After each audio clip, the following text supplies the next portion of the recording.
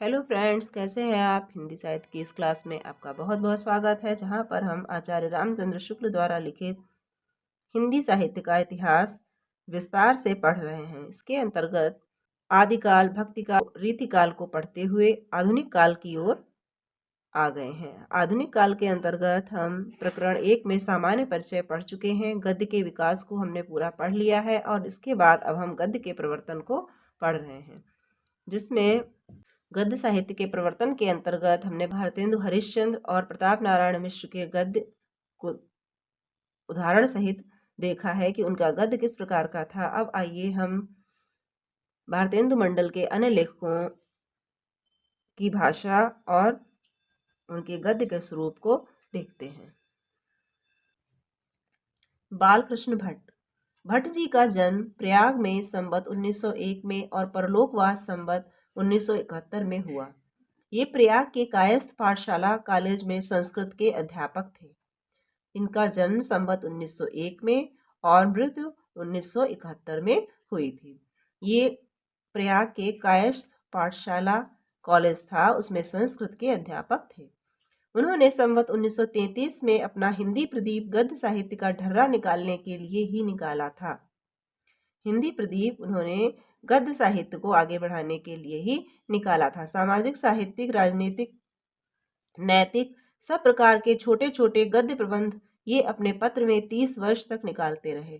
मिश्र जी के समान भट्ट जी भी स्थान स्थान पर कहावतों का प्रयोग करते थे। प्रताप नारायण मिश्र की भांति बालकृष्ण भट्ट जी भी स्थान स्थान पर कहावतों आदि का प्रयोग करते थे, पर उनका झुकाव मुहावरों की ओर कुछ अधिक रहा। कहावतों का प्रयोग अवश्य करते थे, पर इनका झुकाव मिश्र जी की अपेक्षा मुहावरों की ओर अधिक रहा। व्यंग्य और वक्रता उनके लेखों में भी भरी रहती थी। व्यंग्य और वक्रता उनके लेखों में भी भरी रहती है और वाक्य भी कुछ बड़े बड़े होते हैं। प्रताप नारायण मिश्र की भांति ही इनके लेखों में भी व्यंग्य और वक्रता रहती है और वाक्य भी कुछ बड़े बड़े होते हैं। ठीक खड़ी बोली के आदर्श का निर्वाह भट्ट जी ने कभी नहीं किया। जो ठीक ठीक खड़ी बोली है उसके आदर्श का निर्वाह इन्होंने कभी नहीं किया। पूर्वी प्रयोग बराबर मिलते हैं। इनकी भाषा में पूर्वी प्रयोग बराबर मिलते हैं। समझा बुझा कर के स्थान पर समझाए बुझाए वे प्रायः लिख जाते थे। उनके लिखने के ढंग से यह जान पड़ता है कि अंग्रेजी पढ़े लिखे नव शिक्षित लोगों को हिंदी की ओर आकर्षित करने के लिए लिख रहे हैं। उनके लिखने के ढंग से ये पता चलता था कि जो नव शिक्षित अंग्रेजी पढ़े लिखे लोग हैं उनको हिंदी की ओर आकर्षित करने के लिए वे ऐसा लिख रहे हैं, ताकि उनका रुझान, उनका आकर्षण हिंदी की ओर बढ़े। स्थान स्थान पर ब्रैकेट में घिरे एजुकेशन इत्यादि अंग्रेजी शब्द पाए जाते हैं। इसी प्रकार फारसी अरबी के लफ्ज ही नहीं, बड़े बड़े फिक्रे तक भट्ट जी अपनी मौज में आकर रखा करते थे। तो इन्होंने फारसी अरबी के केवल लफ्ज ही नहीं, शब्द ही नहीं, बल्कि बड़े बड़े फिक्रे, वाक्य भी अपनी मौज में आकर अपनी भाषा में रख दिए हैं। इस प्रकार उनकी शैली में एक निरालापन झलकता है। इस प्रकार आचार्य शुक्ल कहते हैं उनकी शैली में एक निरालापन झलकता है। प्रताप नारायण के हास्य विनोद से भट्ट जी के हास्य विनोद में यह विशेषता है कि वह कुछ चिड़चिड़ाहट लिए रहता है। जो प्रताप नारायण जी ने हास्य विनोद लिखा है उससे भट्ट जी के हास्य विनोद में ये अंतर रहता है कि भट्ट जी का हास्य विनोद कुछ चिड़चिड़ाहट लिए रहता है। पद विन्यास भी कभी उसका बहुत ही चोखा और अनूठा होता था। उसका पद विन्यास भी बहुत ही चोखा और अनूठा होता था। तो यहाँ से कथन के रूप में भी इम्पोर्टेंट हो सकता है, कभी पूछा जा सकता है, तो ध्यान रखिएगा कि उनके लिखने के ढंग से यह जान पड़ता है कि वे अंग्रेजी पढ़े लिखे नव शिक्षित लोगों को हिंदी की ओर आकर्षित करने के लिए लिख रहे हैं। तो इस प्रकार ये आचार्य शुक्ल ने भट्ट जी के विषय में लिखा है। अनेक प्रकार के गद्य प्रबंध भट्ट जी ने लिखे हैं, पर सब छोटे छोटे। वे बराबर कहा करते थे कि न जाने कैसे लोग बड़े बड़े लेख लिख डालते हैं। मुहावरों की सूझ उनकी बहुत अच्छी थी। आंख, कान, नाक आदि शीर्षक देकर उन्होंने कई लेखों में बड़े ढंग के साथ मुहावरों की झड़ी बांध दी है। ये मुहावरों का प्रयोग बहुत अच्छा करते थे और गद्य प्रबंध जो भी इन्होंने लिखे हैं, जितने भी लिखे हैं, सब छोटे ही छोटे लिखे हैं। एक बार वे मेरे घर पधारे थे। मेरा छोटा भाई आंखों पर हाथ रखे उन्हें दिखाई पड़ा। उन्होंने पूछा, भैया आंख में क्या हुआ? उत्तर मिला, आंख आई है। ये चट बोल उठे, भैया यह आंख बड़ी बला है, इसका आना जाना उठना बैठना सब बुरा है। तो इस प्रकार की व्यंग्यात्मक दृष्टि, हास्य विनोद की दृष्टि बालकृष्ण भट्ट जी रखते थे। अनेक विषयों पर गद्य प्रबंध लिखने के अतिरिक्त हिंदी प्रदीप द्वारा भट्ट जी संस्कृत साहित्य और संस्कृत के कवियों का परिचय भी अपने पाठकों को समय समय पर कराते रहे। अनेक विषयों पर गद्य प्रबंध लिखने के अतिरिक्त हिंदी प्रदीप द्वारा भट्ट जी संस्कृत साहित्य और संस्कृत कवियों का भी परिचय अपने पाठकों को समय समय पर कराते रहे।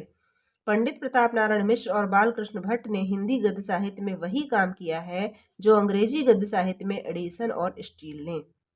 भट्ट जी की लिखावट के दो नमूने देखिए।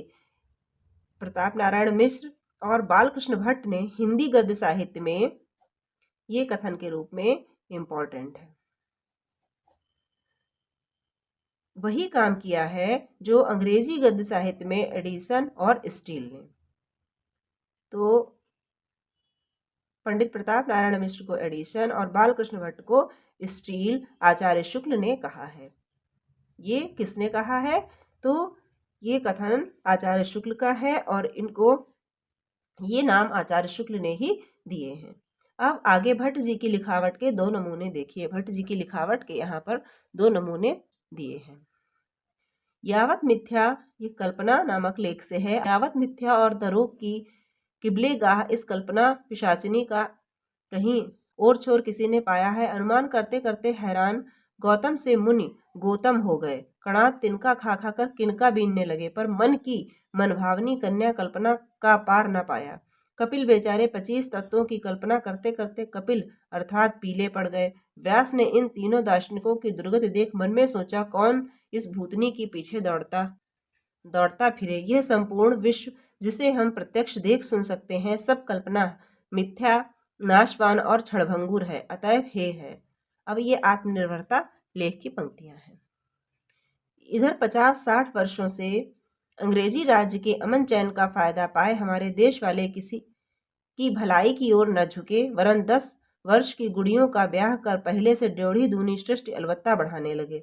हमारे देश की जनसंख्या अवश्य घटनी चाहिए। आत्मनिर्भरता में दृढ़, अपने कूबते बाजू पर भरोसा रखने वाला, पुष्ट वीर पुष्ट बल, भाग्यवान एक संतान अच्छा, कुकर सूकर से निकम्मे, रग रग में दास भाव से पूर्ण, पर भाग्योपजीवी दास किस काम के। तो इस प्रकार की ये बालकृष्ण भट्ट जी की भाषा थी। निबंधों के अतिरिक्त भट्ट जी ने कई छोटे मोटे नाटक भी लिखे हैं जो क्रमशः उनके हिंदी प्रदीप में छपे हैं, जैसे कलिराज की सभा, रेल का विकट खेल, बाल विवाह नाटक, चंद्रसेन नाटक। उन्होंने माइकल मधुसूदन दत्त के पद्मावती और शर्मिष्ठा नामक बंग भाषा के 2 नाटकों के अनुवाद भी निकाले थे। इनके हिंदी प्रदीप में छपे हुए नाटक इस प्रकार हैं: कलिराज की सभा, रेल का विकट खेल, बाल विवाह नाटक, चंद्रसेन नाटक आदि। और इन्होंने माइकल मधुसूदन के पद्मावती और शर्मिष्ठा का भी अनुवाद किया, जो कि बंग भाषा के नाटक थे। संवत 1943 में भट्ट जी ने लाला श्रीनिवास दास के संयोगिता स्वयंवर नाटक की सच्ची समालोचना भी और पत्रों में उसकी प्रशंसा ही प्रशंसा देखकर की थी। 1943 संवत में भट्ट जी ने लाला श्रीनिवास दास का जो नाटक है संयोगिता स्वयंवर, उसकी सच्ची समालोचना भी लिखी और पत्रों में उसकी प्रशंसा ही प्रशंसा देखकर की थी। उसी वर्ष उपाध्याय पंडित बद्री नारायण चौधरी ने बहुत ही विस्तृत समालोचना अपनी पत्रिका में निकाली थी। इस दृष्टि से सम्यक आलोचना का हिंदी में सूत्रपात करने वाले इन्हीं 2 लेखकों को समझना चाहिए। इस दृष्टि से सम्यक आलोचना का हिंदी में सूत्रपात करने वाले इन्हीं 2 लेखकों को समझना चाहिए। एक बालकृष्ण भट्ट जी, जिन्होंने संयोगिता स्वयंवर की समालोचना लिखी थी, और उसी वर्ष बद्रीनारायण चौधरी प्रेमघन ने विस्तृत समालोचना इसकी अपनी पत्रिका में निकाली थी। तो यही 2 लेखक जो हैं वो आलोचना का हिंदी में सूत्रपात करने वाले लेखक हैं, ऐसा आचार्य शुक्ल मानते हैं। उपाध्याय पंडित बद्रीनारायण चौधरी प्रेमघन। अब बद्रीनारायण चौधरी प्रेमगन के विषय में देखिए आचार्य शुक्ल क्या लिखते हैं। चौधरी जी का जन्म मिर्जापुर के एक अभिजात ब्राह्मण वंश में भाद्र कृष्ण षष्ठी संवत 1912 को और मृत्यु फाल्गुन शुक्ल चतुर्दशी 1979 को हुई। उनकी हर एक बात से रईसी टपकती थी। उनका जन्म मिर्जापुर के एक ब्राह्मण वंश में हुआ था 1912 ईस्वी में और मृत्यु हुई थी 1979 ईस्वी में। बातचीत का ढंग उनका बहुत ही निराला और अनूठा था। कभी कभी बहुत ही सुंदर वक्रतापूर्ण वाक्य उनके मुंह से निकलते थे। लेखन कला के लिए उनके सिद्धांत के कारण उनके लेखों में यह विशेषता नहीं पाई जाती। लेखन कला में उनकी ये विशेषता नहीं पाई जाती क्योंकि वह उनके अपने सिद्धांतों का अनुसरण करते थे। लेखन में वे भारतेंदु के घनिष्ठ मित्रों में थे और वेश भी उन्हीं का सा रखते थे। वे भारतेंदु के घनिष्ठ मित्र थे और अपना वेश भी उन्हीं के जैसा रखते थे। उपाध्याय पंडित बद्री नारायण चौधरी प्रेमघन की शैली सबसे विलक्षण थी। ये गद्य रचना को एक कला के रूप में ग्रहण करने वाले, कलम की कारीगरी समझने वाले लेखक थे। ये इनकी शैली सबसे विलक्षण थी। ये गद्य रचना को एक कला के रूप में ग्रहण करते थे, कलम की कारीगरी समझने वाले और कलम की कारीगरी भी समझने वाले लेखकों में से थे। और कभी कभी ऐसे पेचीले मजमून बांधते थे कि पाठक एक ये यहाँ से कथन के रूप में इम्पोर्टेंट हो जाता है कि ये गद्य रचना को एक कला के रूप में यहाँ से पूछा जा सकता है कि ये किस आलोचक का कथन है और किस लेखक के संबंध में कहा गया है। रचना को एक कला के रूप में ग्रहण करने वाले, कलम की कारीगरी समझने वाले लेखक थे और कभी कभी ऐसे पेचीले मजमून बांधते थे कि पाठक एक एक डेढ़ डेढ़ कॉलम के लंबे वाक्य में उलझा रह जाता था। कभी कभी ऐसे पेचीले मजमून बांध देते थे कि पाठक जो है वो एक एक डेढ़ डेढ़ कॉलम लंबे वाक्य लिख देते थे, उन्हीं में उलझा रह जाता था। अनुप्रास और अनूठे पदविन्यास की ओर भी उनका ध्यान रहता था। किसी बात को साधारण ढंग से कहे जाने को ही वे लिखना नहीं कहते थे। किसी बात को साधारण तरीके से कह दिया जाए उसको वे लिखना नहीं कहते थे। वे कोई लेख लिखकर जब तक कई बार उसका परिष्कार और मार्जन नहीं कर लेते थे तब तक छपने नहीं देते थे। वे एक लेख को लिखकर कई बार उसको परिष्कृत करते थे तब कहीं वो छपने देते थे। भारतेंदु के वे घनिष्ठ मित्र थे पर लिखने में उनके उतावलेपन की शिकायत अक्सर किया करते थे। वे भारतेंदु के घनिष्ठ मित्र तो थे परंतु लिखने में उनका जो उतावलापन था उसकी शिकायत अवश्य किया करते थे। वे कहते हैं कि बाबू हरिश्चंद्र अपनी उमंग में जो कुछ लिख जाते थे उसे यदि एक बार और देखकर परिमार्जित कर लिया करते तो वह और भी सुडौल और सुंदर हो जाता। एक बार उन्होंने मुझसे कांग्रेस के दो दल हो जाने पर एक नाटक लिखने को कहा। मैंने जब लिख कर दिया तब उसके किसी वाक्य को पढ़कर ये कहने लगे, इसे यों कर दीजिए। दोनों दलों की दलादली में दलपति का विचार भी दलदल में फंसा रहा। भाषा अनुप्रासमयी और चुचुहाती हुई होने पर भी उनका पदविन्यास व्यर्थ के आडंबर के रूप में नहीं होता था। उनकी भाषा अनुप्रासमयी होती थी फिर भी उनका पदविन्यास व्यर्थ के आडंबर में नहीं होता था। आडंबर पूर्ण उनका पदविन्यास नहीं होता था। उनके लेख अर्थगर्भित और सूक्ष्म विचारपूर्ण होते थे। लखनऊ की उर्दू का जो आदर्श था वही उनकी हिंदी का था। जो लखनऊ की उर्दू का जो आदर्श था वही चौधरी जी की हिंदी का आदर्श था। चौधरी साहब ने कई नाटक लिखे हैं। भारत सौभाग्य कांग्रेस के अवसर पर खेले जाने के लिए सन 1888 में लिखा गया था। भारत सौभाग्य नाटक कांग्रेस के अवसर पर खेले जाने के लिए सन 1888 में लिखा गया था। ये नाटक विलक्षण है। पात्र इतने अधिक और इतने प्रकार के हैं कि अभिनय दुसाध्य ही समझिए। इसमें पात्र इतने प्रकार के हैं और इतने अधिक हैं कि इसका अभिनय दुसाध्य ही समझिए। भाषा भी रंग बिरंगी है। पात्रों के अनुरूप उर्दू, मारवाड़ी, बैसवाड़ी, भोजपुरी, पंजाबी, मराठी, बंगाली सब कुछ मिलेगी। नाटक की कथा वस्तु है बद इकबाल हिंदी की प्रेरणा से सन 1857 का गदर, अंग्रेजों के अधिकार की पुनः प्रतिष्ठा और नेशनल कांग्रेस की स्थापना। नाटक के आरंभ के दृश्यों में लक्ष्मी, सरस्वती और दुर्गा का भारत से प्रस्थान, भारतेंदु के पै धन विदेश चली जाए यह अतिख्वारी से अधिक काव्योचित और मार्मिक है। नाटक के आरंभ के जो दृश्य हैं उनमें लक्ष्मी, सरस्वती और दुर्गा का भारत से प्रस्थान दिखाया है वो इस प्रकार है जैसे कि भारतेंदु ने लिखा है, पै धन विदेश चली जाए यह अति ख्वारी। इससे भी काव्योचित और मार्मिक प्रतीत होता है।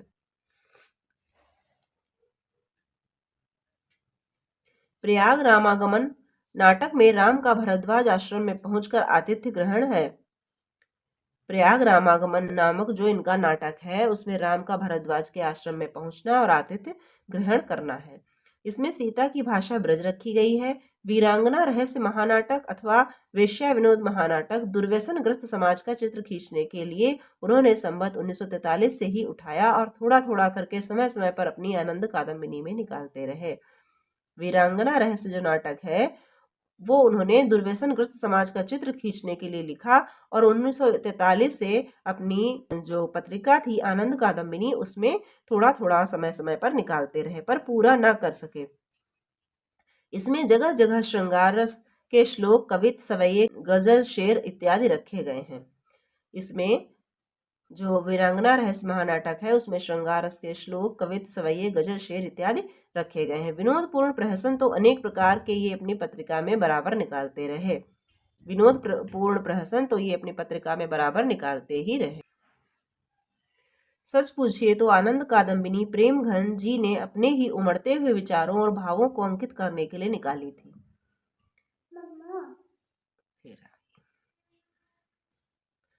आनंद कादम्बिनी पत्रिका प्रेमघन जी ने अपने ही विचारों और भावों को अंकित करने के लिए, व्यक्त करने के लिए निकाली थी और लोगों के लेख उसमें नहीं के बराबर रहा करते थे और लोग जो थे उनके लेख उसमें नहीं के बराबर रहा करते थे। इस पर भारतेंदु जी ने एक बार उनसे कहा था कि जनाब, ये किताब नहीं कि जो आप अकेले ही हर काम फरमाया करते हैं, बल्कि अखबार है कि जिसमें अनेक जनलिखित लेख होना आवश्यक है और यह भी जरूरत नहीं कि सब एक तरह के लिखाड़ हों। अपनी पत्रिका में किस शैली की भाषा लेकर चौधरी साहब मैदान में आए, इसे दिखाने के लिए हम उसके प्रारंभ काल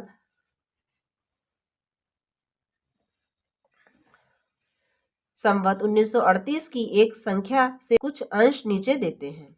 1938 संवत का ये यहाँ पर लेख दिया हुआ है। ये अधिकतर लेख अपनी जो पत्रिका थी आनंद कादम्बिनी उसमें स्वयं ही लिखा करते थे, इसीलिए एक बार इनको भारतेंदु जी ने टोका था। अब इनकी भाषा को दिखाने के लिए क्या इनकी शैली थी, इसलिए यहाँ पर एक उदाहरण दिया गया है। परिपूर्ण पावस का ये उदाहरण है। जैसे किसी देशाधीश के प्राप्त होने से देश का रंग ढंग बदल जाता है, तद्रूप पावस के आगमन से सारे संसार ने भी दूसरा रंग पकड़ा। भूमि हरी भरी होकर नाना प्रकार की घासों से सुशोभित भई, मानो मारे मोद के रोमांच की अवस्था को प्राप्त भई। सुंदर हरित पत्रावलियों से भरित तरुगनों की सुहावनी लताएं लिपट लिपट मानो मुग्ध मयंक मुखियों को अपने प्रियतमों के अनुरागालिंगन की विधि बतलाती। इससे युक्त पर्वतों के श्रृंगों के नीचे सुंदरी दरी समूह के स्वच्छ श्वेत जल प्रवाह ने मानो पारा की धारा और बिल्लौर की धार को तुच्छ कर युगल पार्श्व की हरी भरी भूमि के जो मारे हरेपन के श्यामता की झलक दे अलग की शोभा लाई हैं। बीचों बीच मांग सिकाड़ मन मांग लिया और पत्थर की चट्टानों सुम्बुल अर्थात हंसराज की जटाओं का फैलना बिखरी हुई लटों के लावण्य का लाना है। कादम्बिनी में समाचार तक कभी कभी बड़ी रंगीन भाषा में लिखे जाते थे। आनंद कादम्बिनी जो पत्रिका थी उसमें समाचार भी कभी कभी बड़ी रंगीन भाषा में लिखे जाते थे। संवत 1942 की संख्या का एक स्थानिक संवाद देखिए। दिव्य देवी श्री महारानी बड़हर लाख झंझट झेल और चिरकाल पर्यंत बड़े बड़े उद्योग और मेल से दुख के दिन सकेल अचल कोट का पहाड़ ढकेल फिर गद्दी पर बैठ गई। ईश्वर का भी क्या खेल है कि कभी तो मनुष्य पर दुख की रेल पेल और कभी उसी पर सुख की कुलेल है। तो इस प्रकार के समाचार कादम्बिनी पत्रिका में कभी कभी छपते थे, जिसकी भाषा भी बड़ी रंगीन रहा करती थी। इस प्रकार की भाषा कभी कभी समाचारों की भी हुआ करती थी। पीछे जो उनका साप्ताहिक पत्र नागरी नीरद निकला, उसके शीर्षक भी वर्षा के खासे रूपक हुए। जो नागरी नीरद इनका पत्र था उसके विषय में कह रहे हैं। जैसे संपादकीय सम्मति समीर, प्रेरित कलापिक कलरव, हास्य हरितांकुर, वृत्तांत बकुला कावली, काव्यामृत वर्षा, विज्ञापन वीर बहुटियां, नियम निर्घोष। इस प्रकार के ये शीर्षक निकलते थे नागरी नीरद पत्रिका में। समालोचना का सूत्रपात हिंदी में एक प्रकार से भट्ट जी और चौधरी साहब ने ही किया।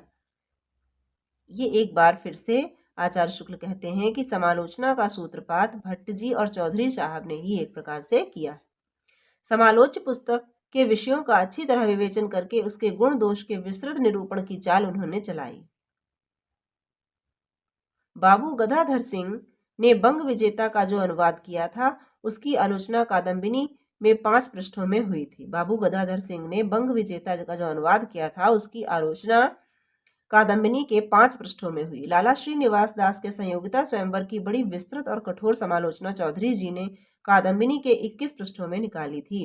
लाला श्रीनिवास दास जी जो थे उनका संयोगिता स्वयंवर जो नाटक था उसकी समालोचना चौधरी जी ने 21 पृष्ठों में निकाली थी अपनी पत्रिका आनंद कादम्बिनी में। संयोगिता स्वयंवर की समालोचना 21 पृष्ठों में निकाली थी आनंद कादम्बिनी में, और उसी का कुछ अंश यहाँ नीचे दिया जाता है। यद्यपि इस पुस्तक की समालोचना करने के पूर्व इसके समालोचकों की समालोचनाओं की समालोचना करने की आवश्यकता जान पड़ती है। यद्यपि इस पुस्तक की समालोचना करने के पूर्व इसके समालोचकों की समालोचनाओं की समालोचना करने की आवश्यकता जान पड़ती है, क्योंकि जब हम इस नाटक की समालोचना अपने बहुतेरे सहयोगी और मित्रों को करते देखते हैं तो अपनी ओर से जहां तक खुशामद और चापलूसी का कोई दर्जा पाते हैं, शेष छोड़ते नहीं दिखाते। दूसरा अंश है, नाट्य रचना के बहुतेरे दोष हिंदी प्रदीप ने अपनी सच्ची समालोचना में दिखलाए हैं, अतः उसमें हम विस्तार नहीं देते। हम केवल यहाँ अलग अलग उन दोषों को दिखलाना चाहते हैं जो प्रधान और विशेष हैं।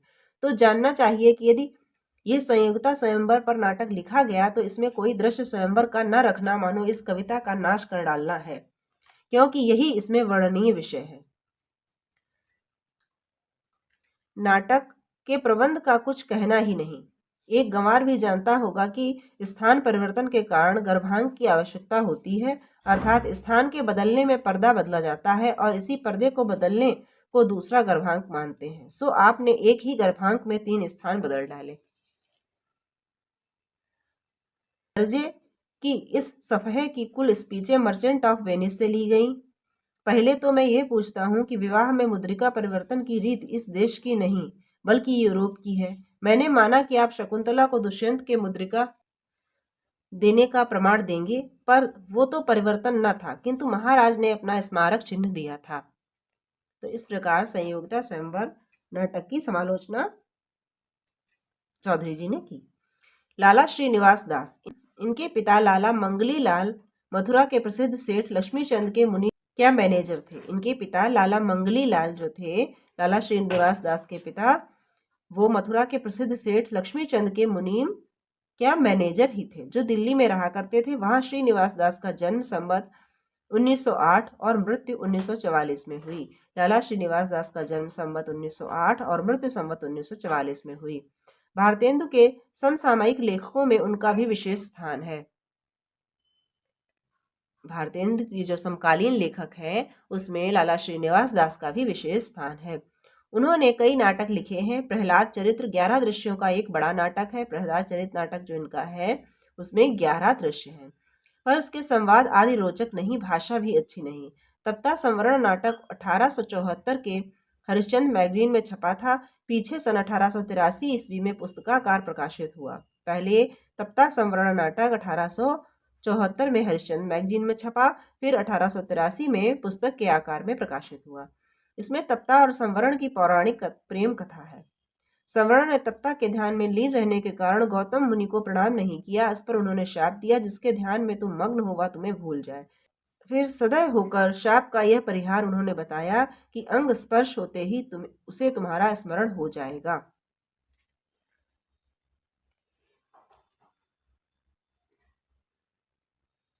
लाला जी के रणधीर और प्रेम मोहिनी नाटक की उस समय अधिक चर्चा हुई। लाला जी का रणधीर प्रेम मोहिनी जो नाटक था उसकी अधिक चर्चा उस समय हुई थी। पहले यह नाटक संवत 1934 में प्रकाशित हुआ। पहले यह नाटक संवत 1934 में प्रकाशित हुआ था और इसके साथ ही एक भूमिका थी जिसमें नाटकों के संबंध में कई बातें अंग्रेजी नाटकों पर दृष्टि रखकर लिखी गई थी। उसके साथ ही एक भूमिका भी थी जिसमें नाटक के विषय में जो बातें लिखी गई थी वो अंग्रेजी नाटकों पर दृष्टि रखकर अर्थात अंग्रेजी नाटकों के दृष्टिकोण पर लिखी गई थी। यह स्पष्ट जान पड़ता है कि यह नाटक उन्होंने अंग्रेजी नाटकों के ढंग पर लिखा था। इससे यह स्पष्ट होता है कि यह नाटक रणधीर प्रेम मोहिनी उन्होंने अंग्रेजी नाटकों के ढंग पर लिखा था। रणधीर और प्रेम मोहिनी नाम ही रोमियो एंड जूलियट की ओर ध्यान ले जाता है। रणधीर और प्रेम मोहिनी नाम ही जो है उनके नाटक का, वही रोमियो और जूलियट का ध्यान दिलाता है। कथा वस्तु भी इनकी सामान्य प्रथा अनुसार पौराणिक या ऐतिहासिक न होकर कल्पित है। पौराणिक ऐतिहासिक न होकर कल्पित है और यह वस्तु कल्पना मध्य युग के राजकुमार राजकुमारियों के क्षेत्र के भीतर ही हुई है। पर जो कल्पना है, ये जो कथा वस्तु की कल्पना है, वो मध्य युग के जो राजकुमार राजकुमारी थे उनके क्षेत्र के भीतर ही हुई है, उनको ही ध्यान में रखकर की गई है।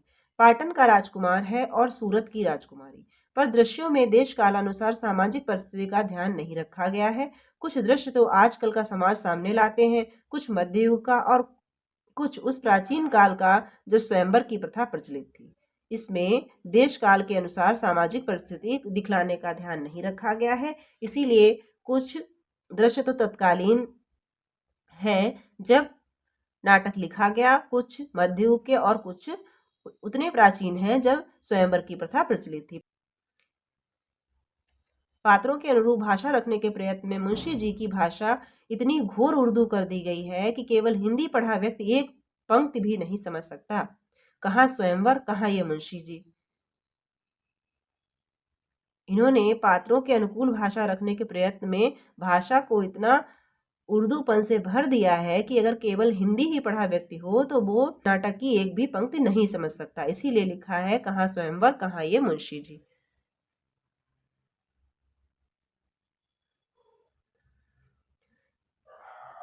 जैसा ऊपर कहा गया है, यह नाटक अंग्रेजी नाटकों के ढंग पर लिखा गया है, इसमें प्रस्तावना नहीं रखी गई है।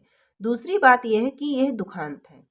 रणधीर प्रेम मोहिनी जो नाटक है वह दुखांत नाटक है और ये अंग्रेजी नाटकों के ढंग पर लिखा है।